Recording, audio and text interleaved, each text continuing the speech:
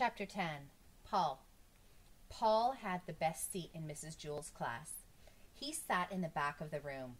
It was the seat that was the farthest away from Mrs. Jewell's. Mrs. Jewell's was teaching the class about fractions. She drew a picture of a pie on the chalkboard. She cut the pie into 8 pieces. She explained that each piece was 1/8 of the pie. Paul never paid attention. He didn't see the picture of the pie. He didn't see anything. Well, he did see one thing. Actually, he saw 2 things. He saw Leslie's 2 pigtails. Leslie sat in front of Paul. She had 2 long brown pigtails that reached all the way down to her waist. Paul saw those pigtails, and a terrible urge came over him. He wanted to pull a pigtail. He wanted to wrap his fist around it, feel the hair between his fingers, and just yank. He thought it would also be fun to tie the pigtails together, or better yet, tie them to her chair. But most of all, he just wanted to pull one. Slowly he reached for the one on the right. "No, what am I doing?" he thought. "I'll only get in trouble." Paul had it made. He sat in the back of the room. He paid no attention to anyone, and nobody paid any attention to him. And if he pulled a pigtail, it would be all over. Leslie would tell on him, and he'd become the center of attention. He sighed and slowly withdrew his arm. But Paul couldn't ignore those pigtails. There they were, dangling right in front of him, just begging to be pulled.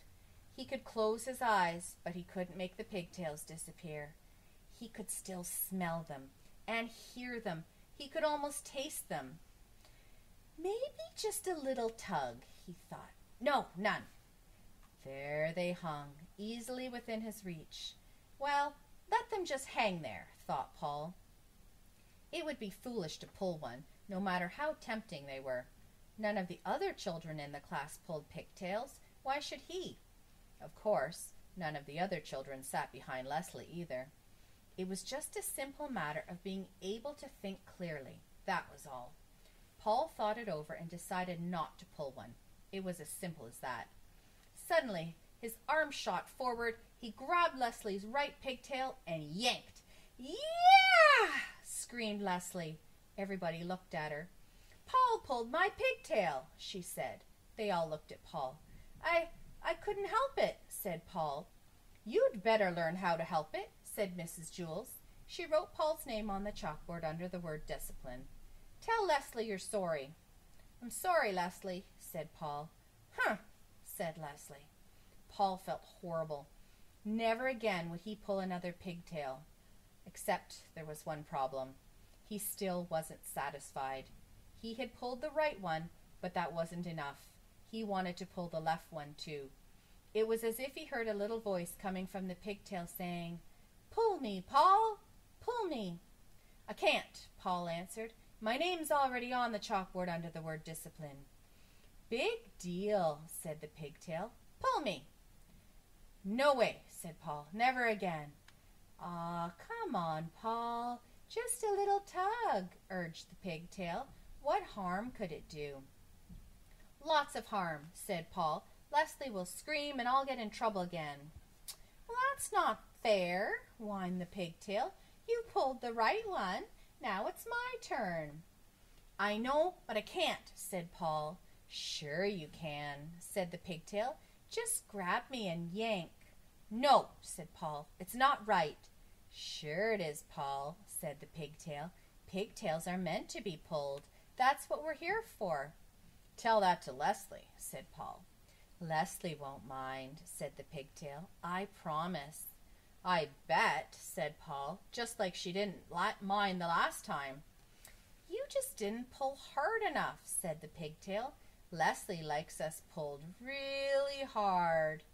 "Really?" asked Paul. "Cross my heart," said the pigtail. "The harder, the better."